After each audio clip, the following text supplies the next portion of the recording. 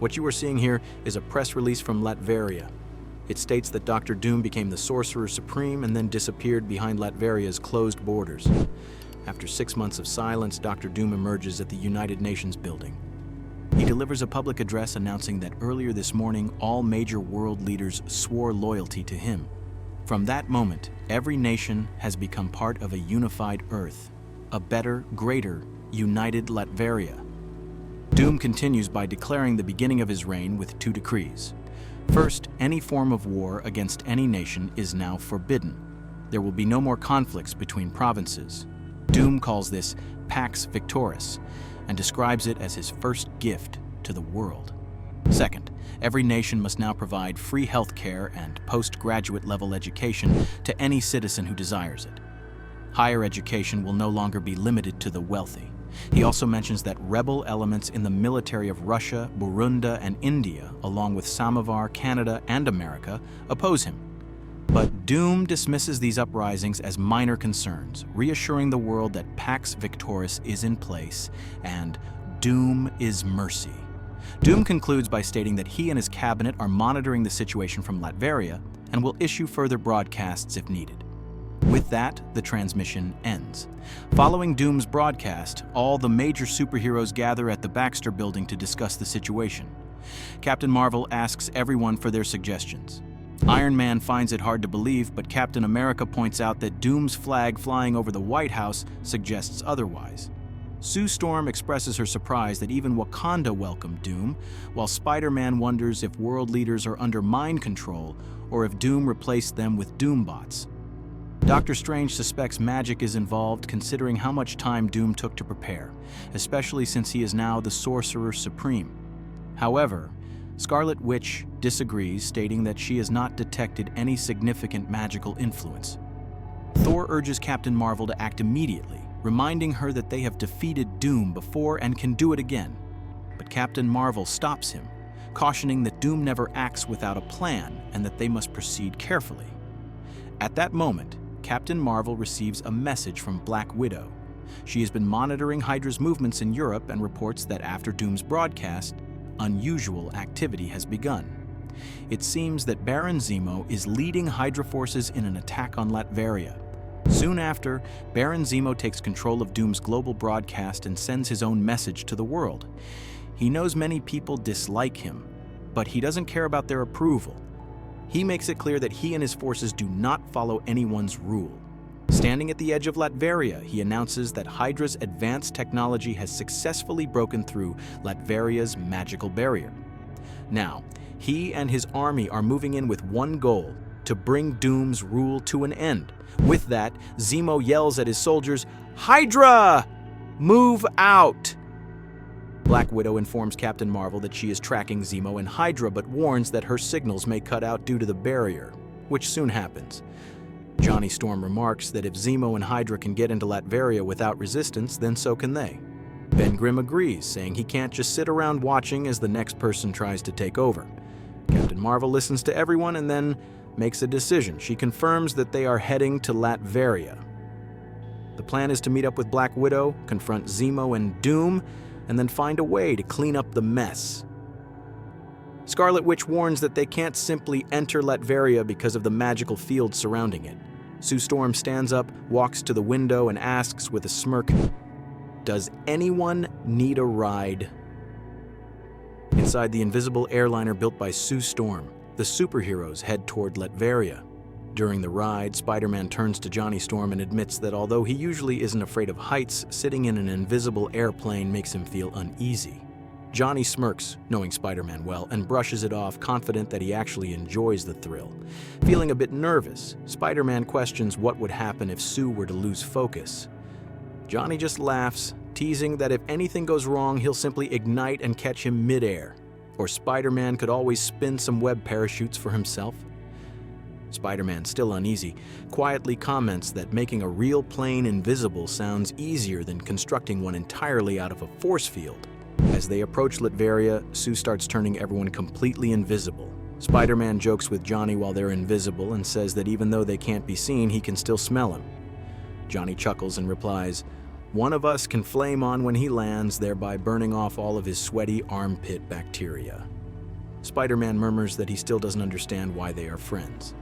Without missing a beat, Johnny grins and says, "It's because I'm so inspirational." The team reaches the edge of Latveria, where they meet Black Widow. While they're discussing how to break through the force field surrounding the area, Reed Richards suddenly interrupts their conversation because he notices another broadcast coming through, and it's not originating from their location. Captain Marvel immediately assumes that it must be Zemo behind it and becomes curious to see what he's planning.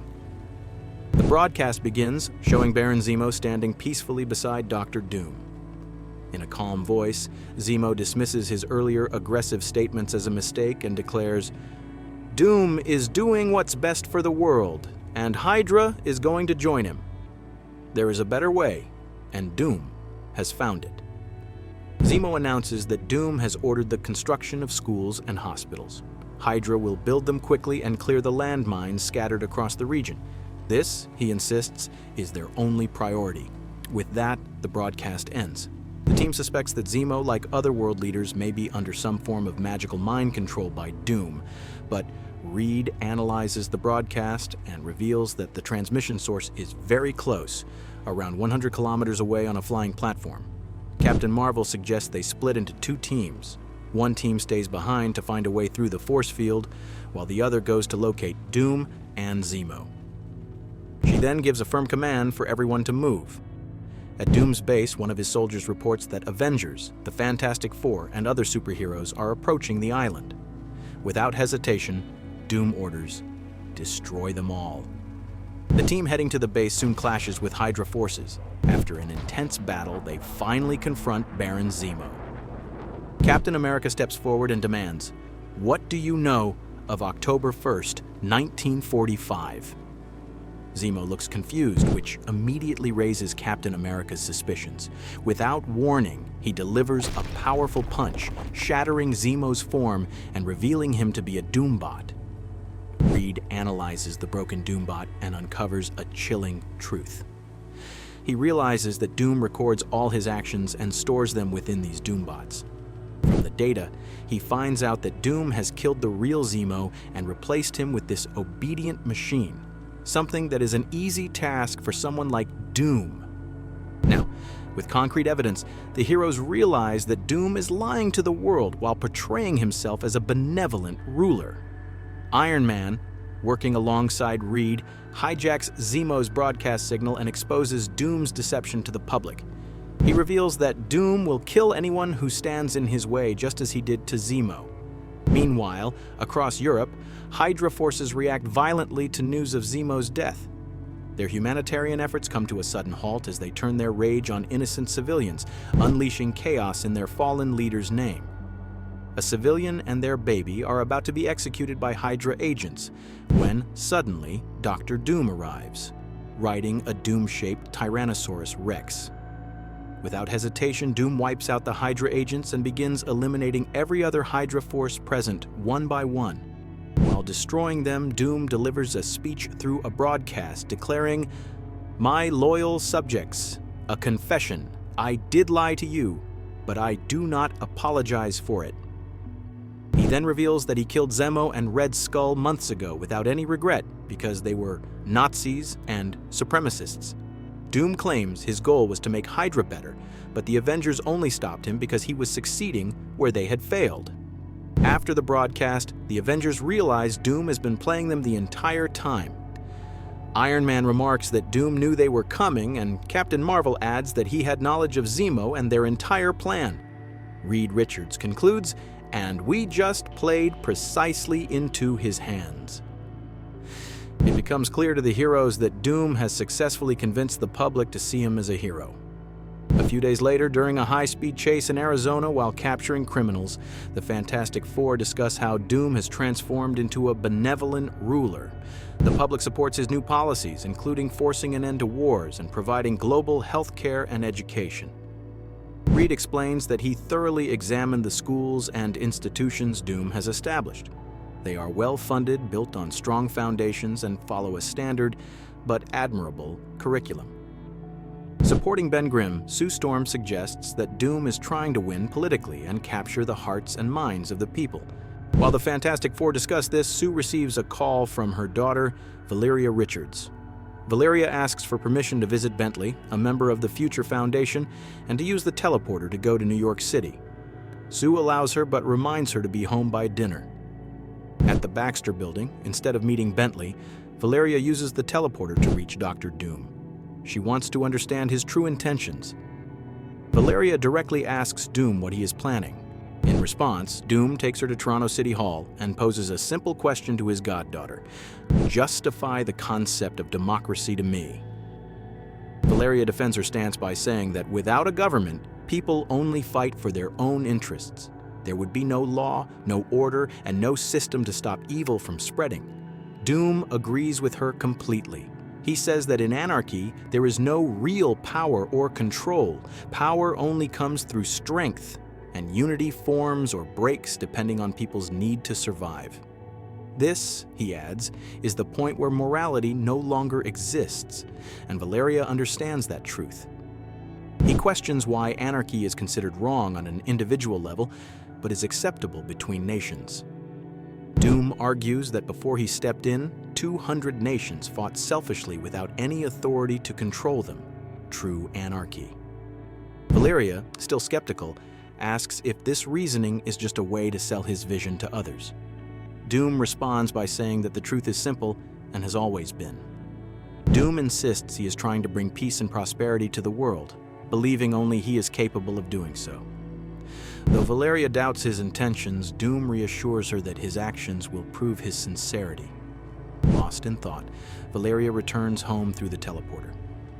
The next day, from the United Nations building, Doom delivers another broadcast. He promises a better future and announces a new gift to the world: open borders. He declares that he has already given the people education and health care, and now he gives them freedom. There are no borders anymore. People are free to go wherever they want, live wherever they want, and work wherever they want. He makes it clear that only he has made this possible, and only he can protect them. Outside the United Nations building, the Fantastic Four wait for the right moment to strike. However, before they can reach Doom, they are intercepted by Doombots guarding him. After a fierce battle, the Fantastic Four finally confront Doom. They demand he either reveal his true intentions or face their wrath. But before they can attack, a group of civilian guards, volunteers who have pledged their loyalty to Doom, stands in their way. Doom warns Reed Richards that if he wants to fight, he can go ahead, but the innocent people around them will die. He explains that the weapons are self-destructive and will explode if tampered with or attacked. Doom broadcasts this confrontation live, showing the entire world what the Fantastic Four are doing. Faced with the potential harm to innocent people, the Fantastic Four are forced to stand down. As the conflict is streamed worldwide, Doom accuses the Fantastic Four of attacking him without reason. He then mocks Reed Richards, criticizing him for failing to restore Ben Grimm to his human form. Doom says, "Doom wants what's best for everyone, even his enemies. With his power and generosity, he gives something that Richards never could." Without any warning, Doom uses his magical powers and transforms Benjamin Grimm back into his human form. Ben Grimm looks at Reed with confusion and concern as he realizes that his powers have suddenly disappeared. He feels completely normal and powerless, something he hasn't experienced in a long time, and he turns to Reed for answers, hoping to understand what's going on. Meanwhile, Doom ends his transmission and disappears. After this act, everyone who once doubted Doom starts supporting him. People begin to believe in his cause and even appreciate what he's doing. At the Avengers headquarters, Captain Marvel watches everything and says, "We're losing. We don't even know who we're fighting." She then suggests forming a team under Scarlet Witch's leadership to reach key leaders and find out how Doom convinced them to join his side. Meanwhile, the rest of the Avengers will confront Doom directly to turn the tide of the battle while the world still supports them. Iron Man, still processing everything, says he's beat us before. Captain Marvel replies that they haven't lost in terms of strength, only in public perception.